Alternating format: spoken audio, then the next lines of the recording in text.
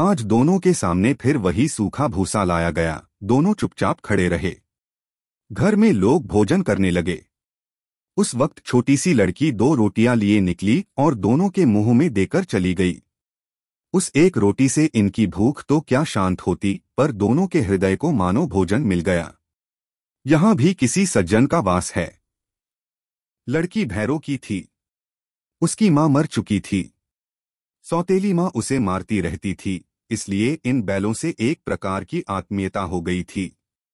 दोनों दिन भर जाते, डंडे खाते, अड़ते, शाम को थान पर बांध दिए जाते और रात को वही बालिका उन्हें 2 रोटियां खिला जाती। प्रेम के इस प्रसाद की यह बरकत थी कि 2-2 गाल सूखा भूसा खाकर भी दोनों दुर्बल न होते थे, मगर दोनों की आंखों में रोम रोम में विद्रोह भरा हुआ था। एक दिन मोती ने मूक भाषा में कहा, अब तो नहीं सहा जाता हीरा। क्या करना चाहते हो? एकाध को सींगों पर उठाकर फेंक दूंगा। लेकिन जानते हो, वह प्यारी लड़की जो हमें रोटियां खिलाती है, उसी की लड़की है जो इस घर का मालिक है। यह बेचारी अनाथ हो जाएगी। तो मालकिन को फेंक दूं, वही तो इस लड़की को मारती है। लेकिन औरत जात पर सींग चलाना मना है, यह भूल जाते हो। तुम तो किसी तरह निकलने ही नहीं देते। बताओ, तुड़ाकर भाग चलें? हाँ, यह मैं स्वीकार करता हूं, लेकिन इतनी मोटी रस्सी टूटेगी कैसे? इसका एक उपाय है, पहले रस्सी को थोड़ा चबा लो, फिर एक झटके में जाती है। रात को जब बालिका रोटियां खिलाकर चली गई तो दोनों रस्सियां चबाने लगे, पर मोटी रस्सी मुंह में न आती थी। बेचारे बार बार जोर लगाकर रह जाते थे। सहसा घर का द्वार खुला और वह लड़की निकली। दोनों सिर झुकाकर उसका हाथ चाटने लगे। दोनों की पूंछें खड़ी हो गईं। उसने उनके माथे सहलाए और बोली, खोल देती हूं, चुपके से भाग जाओ, नहीं तो ये लोग मार डालेंगे। आज घर में सलाह हो रही है कि इनकी नाकों में नाथ डाल दी जाए। उसने गराव खोल दिया, पर दोनों चुप खड़े रहे। मोती ने अपनी भाषा में पूछा, अब चलते क्यों नहीं? हीरा ने कहा, चलें तो, लेकिन कल इस अनाथ पर आफत आएगी, सब इसी पर संदेह करेंगे। सहसा बालिका चिल्लाई, दोनों फूफा वाले बैल भागे जे रहे हैं, ओ दादा। दादा। दोनों बैल भागे जा रहे हैं, ओ दादा। दादा। दोनों बैल भागे जा रहे हैं, जल्दी दौड़ो। गया हड़बड़ाकर भीतर से निकला और बैलों को पकड़ने चला। वे दोनों भागे। गया ने पीछा किया और भी तेज हुए। गया ने शोर मचाया। फिर गांव के कुछ आदमियों को भी साथ लेने के लिए लौटा। दोनों मित्रों को भागने का मौका मिल गया। सीधे दौड़ते चले गए। यहां तक कि मार्ग का ज्ञान न रहा। जिस परिचित मार्ग से आए थे, उसका यहां पता न था। नए नए गांव मिलने लगे। तब दोनों एक खेत के किनारे खड़े होकर सोचने लगे, अब क्या करना चाहिए। हीरा ने कहा, मुझे मालूम होता है, राह भूल गए। तुम भी बेतहाशा भागे, वहीं उसे मार गिराना था। उसे मार गिराते तो दुनिया क्या कहती? वह अपने धर्म छोड़ दे, लेकिन हम अपना धर्म क्यों छोड़ें? दोनों भूख से व्याकुल हो रहे थे। खेत में मटर खड़ी थी। चरने लगे। रह रहकर आहट लेते रहे थे। कोई आता तो नहीं है। जब पेट भर गया, दोनों ने आजादी का अनुभव किया तो मस्त होकर उछलने कूदने लगे। पहले दोनों ने डकार ली, फिर सींग मिलाए और एक दूसरे को ठेलने लगे। मोती ने हीरा को कई कदम पीछे हटा दिया, यहां तक कि वह खाई में गिर गया। तब उसे भी क्रोध आ गया। संभल कर उठा और मोती से भिड़ गया। मोती ने देखा खेल में झगड़ा हुआ चाहता है तो किनारे हट गया। अरे, यह क्या? कोई सांड डौंकता चला आ रहा है। हाँ, सांड ही है। वह सामने आ पहुंचा। दोनों मित्र बगले झांक रहे थे। सांड पूरा हाथी था। उससे भिड़ना जान से हाथ धोना है, लेकिन न भिड़ने पर भी जान बचती नजर नहीं आती। इन्हीं की तरफ आ भी रहा है। कितनी भयंकर सूरत है। मोती ने मूक भाषा में कहा, बुरे फन से जान बचेगी? कोई उपाय सोचो। हीरा ने चिंतित स्वर में कहा, अपने घमंड में फूला हुआ है, आरजुविनती न सुनेगा। भाग क्यों न चलें? भागना कायरता है। तो फिर यहीं मरो। बंदा तो 9 2 11 होता है। और जो दौड़ाए, तो फिर कोई उपाय सोचो जल्द।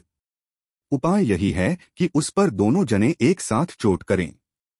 मैं आगे से रगेदता हूं, तुम पीछे से रगेदो, दोहरी मार पड़ेगी तो भाग खड़ा होगा। मेरी ओर झपटे, तुम बगल से उसके पेट में सींग घुसेड़ देना। जान जोखिम है, पर दूसरा उपाय नहीं है। दोनों मित्र जान हथेली पर लेकर लपके। सांड को भी संगठित शत्रुओं से लड़ने का तजुर्बा न था। वह तो एक शत्रु से मल्लयुद्ध करने का आदी था। ज्यों ही हीरा पर झपटा, मोती ने पीछे से दौड़ाया। सांड उसकी तरफ मुड़ा तो हीरा ने रगेदा। सांड चाहता था कि एक एक करके दोनों को गिरा ले, पर ये दोनों भी उस्ताद थे। उसे वह अवसर न देते थे। एक बार सांड झल्लाकर हीरा का अंत कर देने के लिए चला कि मोती ने बगल से आकर उसके पेट में सींग भोंक दिया। सांड क्रोध में आकर पीछे फिरा तो हीरा ने दूसरे पहलू में सींगे चुभा दिया। आखिर बेचारा जख्मी होकर भागा और दोनों मित्रों ने दूर तक उसका पीछा किया, यहां तक कि सांड बेदम होकर गिर पड़ा। तब दोनों ने उसे छोड़ दिया। दोनों मित्र जीत के नशे में झूमते चले जाते थे। मोती ने सांकेतिक भाषा में कहा, मेरा जी चाहता था कि बचा को मार ही डालूं। हीरा ने तिरस्कार किया, गिरे हुए बैरी पर सींग न चलाना चाहिए। यह सब ढोंग है, बैरी को ऐसा मारना चाहिए कि फिर न उठे।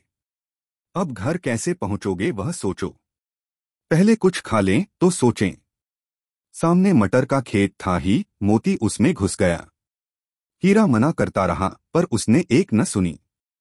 अभी 2 ही 4 ग्रास खाए थे कि आदमी लाठियां लिए दौड़ पड़े और दोनों मित्र को घेर लिया। हीरा तो मेड़ पर था, निकल गया। मोती सींचे हुए खेत में था। उसके खुर कीचड़ में धंसने लगे। न भाग सका। पकड़ लिया। हीरा ने देखा संगी संकट में है तो लौट पड़ा। फंसेंगे तो दोनों फंसेंगे। रखवालों ने उसे भी पकड़ लिया। प्रातःकाल दोनों मित्र कांजी हाउस में बंद कर दिए गए। दोनों मित्रों को जीवन में पहली बार ऐसा साबिका पड़ा था कि सारा दिन बीत गया और खाने को एक तिनका भी न मिला। समझ में न आता था यह कैसा स्वामी है। इससे तो गया फिर भी अच्छा था। यहाँ कई भैंसें थीं, कई बकरियां, कई घोड़े, कई गधे, पर किसी के सामने चारा न था। सब जमीन पर मुर्दों की तरह पड़े थे। कई तो इतने कमजोर हो गए थे कि खड़े भी न हो सकते थे। सारा दिन मित्र फाटक की ओर टकटकी लगाए रहते, पर कोई चारा न लेकर आता दिखाई दिया। तब दोनों ने दीवार की नमकीन मिट्टी चाटनी शुरू की, पर इससे क्या तृप्ति होती। रात को भी जब कुछ भोजन न मिला तो हीरा के दिल में विद्रोह की ज्वाला देहक उठी। मोती से बोला, अब नहीं रहा जाता मोती। मोती ने सिर लटकाए हुए जवाब दिया, मुझे तो मालूम होता है कि प्राण निकल रहे हैं। आओ दीवार तोड़ डालें। मुझसे तो अब कुछ नहीं होगा। बस इसी बूते पर अकड़ते थे। सारी अकड़ निकल गई। बाड़े की दीवार कच्ची थी।